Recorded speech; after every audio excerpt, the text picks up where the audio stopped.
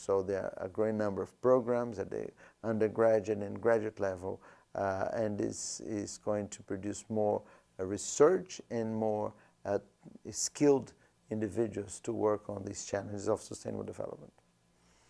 However, having laid out some ground for optimistic, moderate optimism, I should highlight some threats. The Amazon has many threats in terms of climate change, which I have already mentioned in a previous session.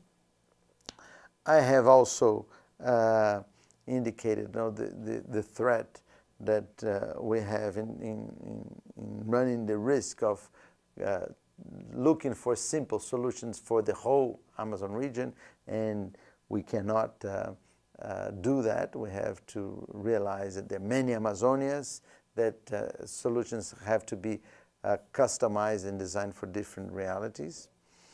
And in terms of threats, of actual threats, I would like to single out two. First is infrastructure development. Road building, construction of hydrological dams, and mining represent a big challenge in terms of increasing the pressures for deforestation. And this is something which needs to be completely reconsidered. I think we should not have projects of infrastructure. We should change the paradigm. We should move into projects for landscape development. Instead of just designing a project for a road, we should design a project for an integrated approach to development or to sustainable development of that particular landscape in which there is a road, or there is a railway, or there is a mining project. But it should explicitly consider promoting all the sustainable development goals in that particular territory. So it's a mind change. Like protected areas, we should not think of the management plan of protected areas as if it was just an issue of protecting the biological integrity of that area. But no, it should be the promotion of the human side of the protected area as well. So we need to look at these landscapes through a more integrated lens.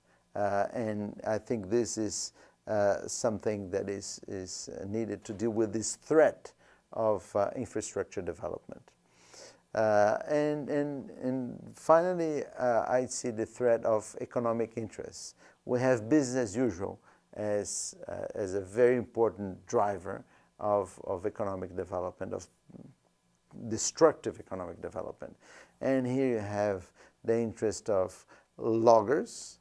Illegal logging is still extremely common throughout the Amazon.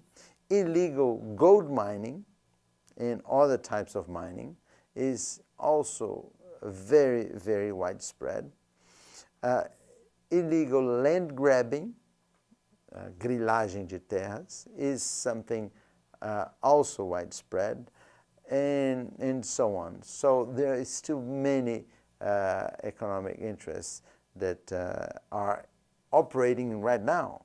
So the challenge is to make these illegal activities and destructive activities less attractive and make sustainable development activities more attractive. And I think this is the essence of the challenge for sustainable development in the Amazon, is how to create incentives, economic incentives and other types of incentives for sustainable production, for conservation, for valuation of ecosystem services, and at the same time create policies that disincentivize destructive, unequal, unfair activities that result not only in environmental degradation but also in poverty, which is a major challenge for the Amazon. So to summarize these threats, I would say that climate change, infrastructure development, and economic pressures of business as usual are in need of very smart and intelligent solutions. And public policies are part of that.